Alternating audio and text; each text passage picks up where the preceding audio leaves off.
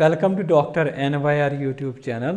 आज का जो टॉपिक है वो है ट्यूबुलर रीअब्जॉर्प्शन और साथ साथ में हम पढ़ेंगे ट्यूबुलर सिक्रेशन भी पढ़ेंगे और जो बाकी जो इसमें रीअब्जॉर्प्शन और सिक्रेशन प्रॉक्सिमल कन्वोल्यूटेड ट्यूब्यूल और सिलेक्टिव सिक्रेशन वो भी आज इस वीडियो में हम डिस्कस करेंगे। Please take a screenshot. तो यूरिन फॉर्मेशन का जो दूसरा स्टेप होता है वो होता है ट्यूबुलर रीअब्जॉर्प्शन। ठीक है ना। ट्यूबुलर का मतलब क्या होता है, अगर आप लोगों को यहाँ मतलब लास्ट वाला वीडियो देखा होगा तो सिंपल वाला यहाँ पे मैंने डायग्राम बना लिया। ये जो होता है यहाँ पे इसको बोलते हैं ये कैपिलरी, यहाँ पे जिसको बोलते हैं ग्लोमेरुलस, ये ग्लोमेरुलस है। ठीक है ना। और ये जो है ना इतने पोर्शन को इस ग्लोमेरुलस और प्लस इस बोमेनस कैप्सूल को दोनों को इकट्ठे क्या बोलते हैं, रेनल कॉर्पस्कल। ठीक है ना। तो यहाँ से जो यहाँ पोर्शन जो होता है ना तो उसको बोलते हैं रेनल ट्यूब्यूल और यहाँ पे फिर कलेक्टिंग डक्ट होता है। तो ट्यूबुलर क्यों होता है, ट्यूबुलर मतलब यही क्योंकि इसी में एब्जॉर्ब होता है। जो यहाँ से हमारा फिल्टर हुआ था ना, इस ब्लड से जो चीज़ें फिल्टर हुए हैं इस बोमेनस कैप्सूल में, ठीक है ना। तो इसमें क्या होता है फिर वो कुछ मतलब इसके बाद जब इस ट्यूब्यूल में आता है इसलिए इसको बोलते हैं ट्यूबुलर, और ट्यूबुलर के बाद जो है ना हमारी ब्लड कैपिलरी में वापस चला जाता है। मतलब वो फिल्ट्रेट जो होता है इस ब्लड कैपिलरी में फिर से एब्जॉर्ब हो जाएगा, इसीलिए इसको बोलते हैं ट्यूबुलर रीअब्जॉर्प्शन। तो पहले हम ट्यूबुलर रीअब्जॉर्प्शन जो होता है इसको हम जनरल पढ़ेंगे, फिर हम पढ़ेंगे, अगर आप लोगों को पता होगा ये जो रेनल ट्यूब्यूल जो होता है इसमें 3 कंपोनेंट्स होते हैं। एक होता है PCT प्रॉक्सिमल कन्वोल्यूटेड ट्यूब्यूल, और दूसरा जो कंपोनेंट रहता है DCT और नेफ्रॉन लूप रहता है। तो इनकी अलग अलग हम पढ़ेंगे। तो एक जनरल पढ़ेंगे आज इसमें क्या क्या होता है, कौन कौन सी चीज़ें होती हैं। तो सबसे पहले हम देखेंगे ट्यूबुलर रीअब्जॉर्प्शन का मतलब क्या होता है। Return of most of the filtered water and filtered solutes to blood stream. ये वाला हमारा जो ब्लड स्ट्रीम जो होता है ना इस हमारे इस ट्यूब्यूल से वापस फिल्टर्ड जो चीज़ें हुई हैं वो वापस इस ब्लड कैपिलरी में चला जाएगा, तो उसी को बोलते हैं ट्यूबुलर रीअब्जॉर्प्शन। ठीक है ना। और ये जो ब्लड कैपिलरी यहाँ पे होती है ना इसको बोलते हैं पेरिट्यूबुलर कैपिलरी।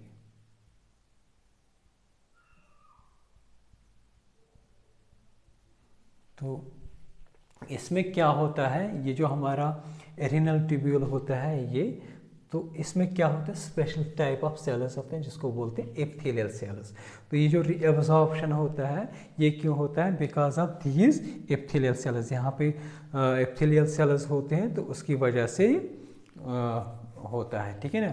इसमें क्या होते हैं जो सॉल्यूट होते हैं वो रीअब्जॉर्ब होते हैं दोनों मतलब ट्रांसपोर्ट से। 2 ट्रांसपोर्ट होते हैं, एक होता है एक्टिव ट्रांसपोर्ट और दूसरा जो होता है वो होता है पैसिव ट्रांसपोर्ट। ये जो एक्टिव ट्रांसपोर्ट जो होता है इसमें ATP जो होता है यूज होता है। ठीक है ना।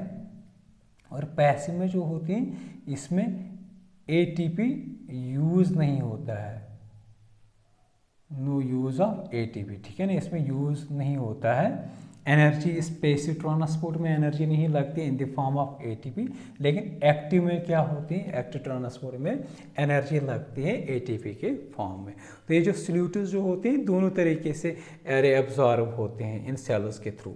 इन सेल्स के थ्रू मतलब क्या होता है, प्लाज्मा मेम्ब्रेन के थ्रू, प्लाज्मा मेम्ब्रेन के थ्रू ही ये ट्रांसपोर्ट होता है एक्टिव एंड पैसिव ट्रांसपोर्ट। ठीक है ना। तो ये जो कौन कौन सी चीज़ें जो होते हैं जो ये सॉल्यूट्स में होते हैं, फॉर एग्जांपल ग्लूकोज हो गए, अमाइनो एसिड्स हो गए, यूरिया होगा, और आयन्स में कौन कौन से रीअब्जॉर्ब होते हैं, सोडियम आयन होता है, कैल्शियम आयन होता है, पोटेशियम आयन होता है, कैल्शियम आयन होता है, क्लोरीन और बाइकार्बोनेट, है ना। ये हमें इसलिए इम्पॉर्टेंट है, आगे जो हमें टॉपिक्स है ना ये बाइकार्बोनेट जो होते हैं या सोडियम जो होता है वहाँ इनका रोल वहाँ पे बहुत इंपॉर्टेंट होता है, इसलिए इनको यहाँ पे डिस्कस करना बहुत ज़रूरी होता है। फॉस्फेट इस फॉर्म में होता है HPPO आयन के, PO4 आयन के फॉर्म में। तो ये चीज़ें हमारी रीअब्सॉर्ब होती हैं, बाहर वापस हमारे ब्लड कैपिलरी में ये चीज़ें वापस आती हैं। लेकिन सिक्रीट क्या होता है ट्यूब्यूलर, इस ट्यूब्यूल से सिक्रीट मतलब क्या होता है, निकलता क्या है हमारे यूरिन में, यूरिन के थ्रू बाहर क्या निकलता है, तो उसी को बोलते हैं ट्यूबुलर सिक्रेशन। तो इसमें क्या कौन कौन सी चीज़, एक तो वेस्टेज होते हैं, बहुत खतरनाक वेस्टेज होते हैं, दूसरे जो होते हैं ड्रग्स होते हैं, तो वो निकल जाते हैं, और कुछ आयन्स जो होते हैं वो सिक्रेट हो जाते हैं, ठीक है ना।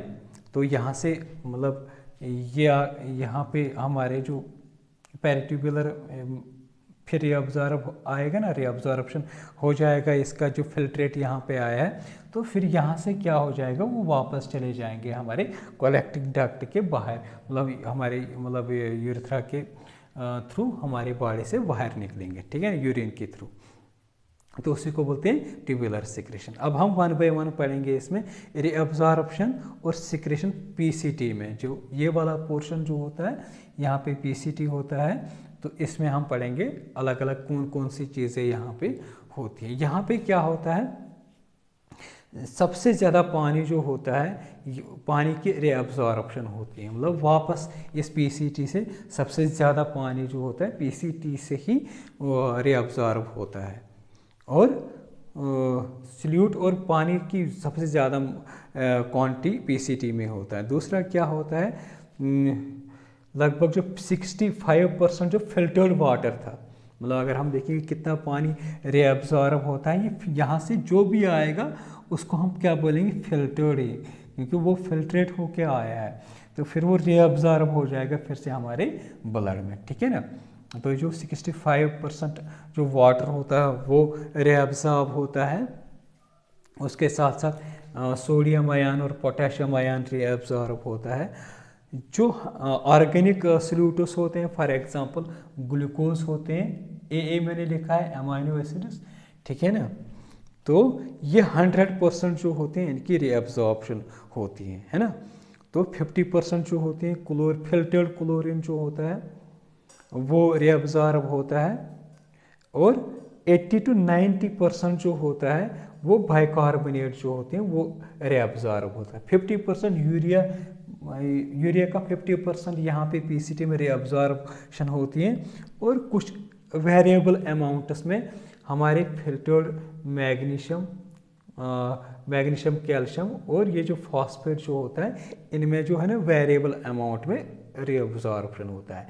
लेकिन यहाँ से सिक्रेशन क्या होता है, H पॉजिटिव निकलता है, सिक्रेशन मतलब यहाँ से क्या निकलेगा, H पॉजिटिव निकलेगा, अमोनियम आयन्स निकलेगा, और यूरिन निकलेगा। इस तरीके से क्या होता है, ये जो PCT जो है ना इम्पॉर्टेंट रोल कर देता है कहाँ पे, आयनिक इम्बैलेंस में, आयनिक इम्बैलेंस और pH ऑफ द बॉडी। ये क्यों होता है pH ऑफ द बॉडी, जैसे H पॉजिटिव कंसनट्रेशन हमारी बॉडी में ज़्यादा हो जाएगी, वो क्या करेगा, हमारी बॉडी में एसिडिटी प्रोड्यूस करेगा, तो उनका रिमूवल बहुत इम्पॉर्टेंट, मतलब बाहर निकलना इनका बहुत ज़रूरी होता है। जब बाहर निकलेंगे, और ये जो बाइकार्बोनेट जो होता है ना, ये एसिडिक, ये मतलब इसका हाई कंसंट्रेशन H पॉजिटिव की हाई कंसंट्रेशन से एसिडिक माहौल मतलब एनवायरनमेंट बनता है, लेकिन ये क्या कर देता है, ये बेसिक बनाता है, अल्कलाइन बनाता है, ठीक है ना।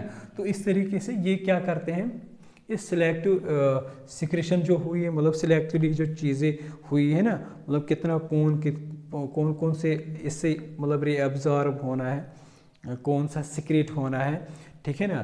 तो इससे क्या होता है, एक तो आयनिक बैलेंस ठीक रहता है, क्योंकि यहाँ पे आयन्स जो होते हैं वो रीअब्जॉर्ब होते हैं जब रीअब्जॉर्प्शन पढ़ते हैं, और सिलेक्टिव सिक्रेशन में क्या होता है, ये चीज़ें जो होती है H पॉजिटिव और ये जो अमोनियम आयन्स जो होते हैं या यूरिया जो होता है, इससे pH एज वेल एज हमारे आयनिक बैलेंस मतलब मेंटेन रहता है, वो हमारी बॉडी को मतलब इन चीज़ों से क्या होता है मतलब इम्बैलेंस नहीं होने देता है। तो नेक्स्ट हम पढ़ेंगे नेफ्रॉन लूप जो होता है, उसमें क्या क्या कौन कौन सी चीज़ें रीअब्जॉर्ब होते हैं और कौन कौन सी चीज़ें जो होती हैं वो सीक्रेट हो जाते हैं। अगर आप लोगों को हमारा ये वीडियो अच्छा लगा होगा प्लीज़ इस चैनल को सब्सक्राइब कर दीजिए, वीडियो को लाइक एंड शेयर कर दीजिएगा। Thank you very much.